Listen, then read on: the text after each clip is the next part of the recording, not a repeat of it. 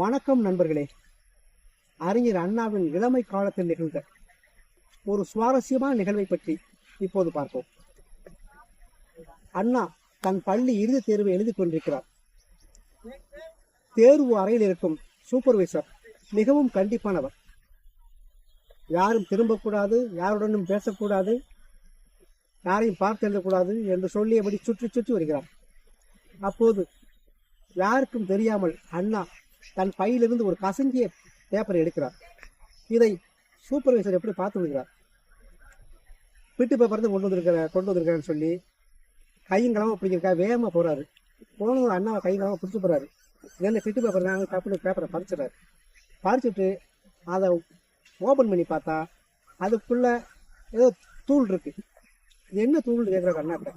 அவர் சொல்றாரு, இது மூக்குப்பொடி சார் அப்படிங்கிறாரு. தேர்வு வரைக்குள்ள எதுக்கு மூக்குப்பொடியை கொண்டு வந்துருக்கிறாரு. அதுக்கு அண்ணா சொல்றாரு, சார் என்னால் மூக்குப்பொடி உடம்பு கொஞ்ச நாள் கூட இருக்க முடியாது அப்படிங்கிறாரு.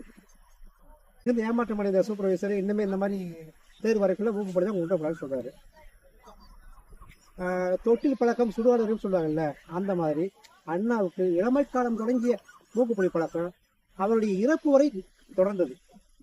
ஒரு வகையில் அவருடைய இறப்புக்கும் இது ஒரு காரணமாக இருந்தது. நன்றி.